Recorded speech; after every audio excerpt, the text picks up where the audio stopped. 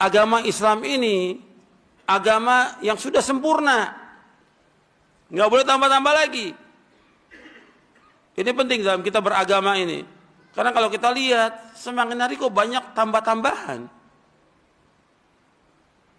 Semakin hari kita berpikir ya itu mungkin kerjaannya dari ahlul bid'ah ya, nambah lagi. Ternyata ada sebagian ahlus sunnah juga udah mulai ikut-ikutan nambah-nambah dalam beragama ini. Nggak tahu dia belajar apa itu. Ya. Sampai punya gelar lagi. Kok nambah-nambah ini, kok ikut begini.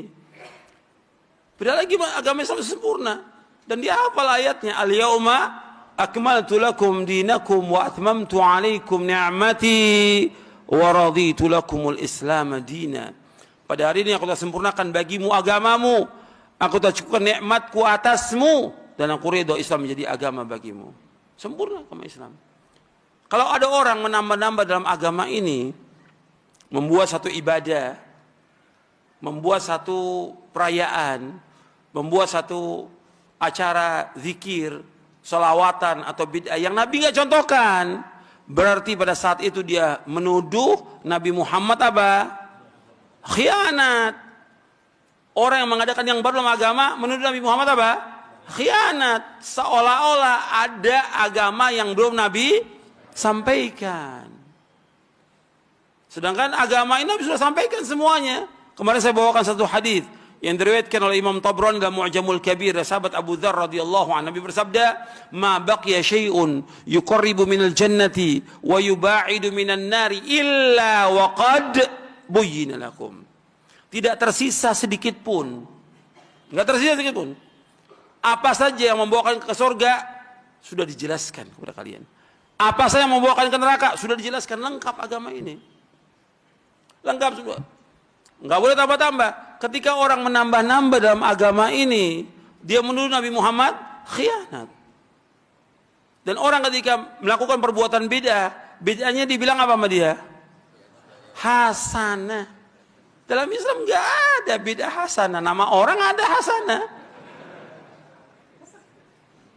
Ibu hasanah. Kalau bid'ah enggak ada yang hasanah. Nabi bersabda apa? Kullu bid'atin dhalalah wa kullu dhalalatin finnar. Setiap bid'ah itu sesat, setiap kesesatan tempatin neraka. Nabi yang bersabda demikian. Kok tiba-tiba ada orang yang mengatakan ini baik? Yang kita ikut siapa? Quran dan Sunnah, bukan ulama yang kita ikut. Ini dalam beragama penting. Kalau enggak kita akan terus kata ulama ini begini, kata syekh gini-gini, kata imam ini. Loh, kita beragama ini ikut dalil apa ikut ulama? Dalil. Nabi sudah bersabda SAW, "Man ahdatsa fi amrina hadza ma laysa minhu fahuwa raddun." Akhrajahu al-Bukhari wa Muslim. Barang siapa mengadakan satu yang baru dalam agama yang tidak dicontoh dari kami, tertolak. Nas dalil.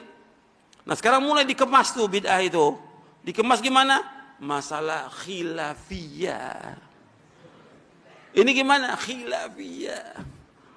Saya pikir yang ngomong itu kalau memang di ahlul bid'ah, kiai-kiai ahlul bid'ah, memang biasa dia. Sekarang yang udah sekolah, ya, punya gelar khilafiyah. Ya bid'ah tetap bid'ah, nggak ada khilafiyah. Yang namanya bid'ah ya bid'ah, khilafiyah bukan ilmu. Kalau sudah jelas dibilang bid'ah ya bid'ah, jangan dibilang khilafiyah. Nanti dibawakan ya hadis yang nggak ada asalnya, ikhtilafu ummati rahmatun, nggak ada asalnya, bukan sabda Nabi itu. Sallallahu alaihi wasallam, bukan sabda Nabi. Ikhtilaf umatku rahmat, berarti bersatu umatku azab. Iya tidak? Kalau mengatakan khilaf umatku itu rahmat, berarti bersatunya azab.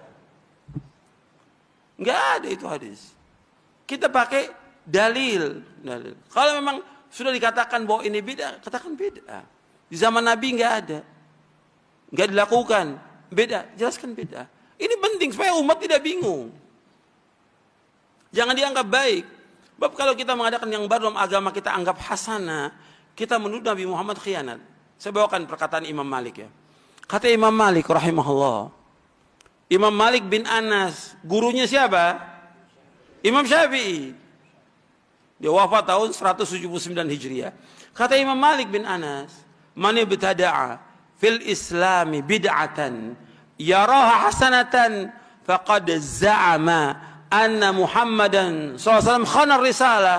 Fa inna Allah yaqul al-yawma akmaltu lakum dinakum wa atmamtu alaikum ni'mati wa raditu lakum al-islam dina. Kata beliau, fama lam yakun yawma idzin dina fala yakunu al-yawma dina.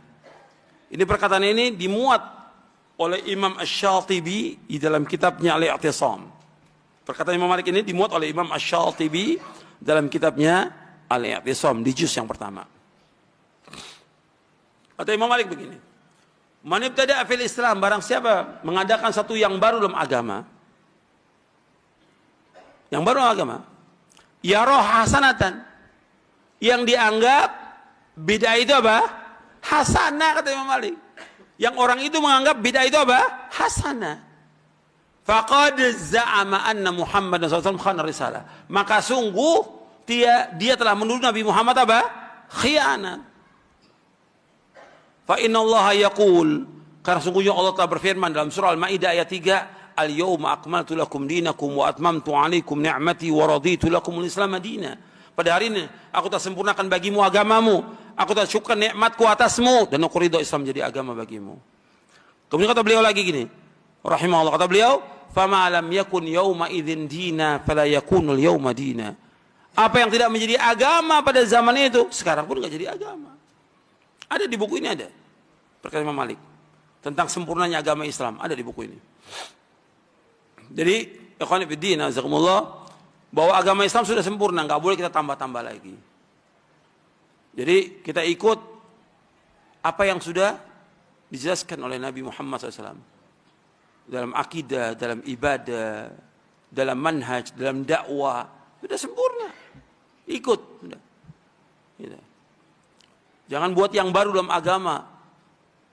Nanti kalau udah buat yang baru, lama-kelamaan akan sesat manusia ini. Sesat. Karena syaitan ketika dia menyesatkan manusia, itu enggak sekaligus. Allah menyebutkan, wala tattabi'u khutuwatis syaitan, innahu lakum aduwwum mubin. Jangan kalian mengikuti langkah-langkah syaitan. Berarti apa? Syaitan ketika menyesatkan manusia, khatwa-khatwa. Khatwa-khatwa, selangkah demi selangkah, sedikit demi sedikit, lama-kelamaan sulit orang untuk keluar. Makanya dikatakan oleh Imam Al-Barbahari di dalam kitabnya Syarhus Sunnah,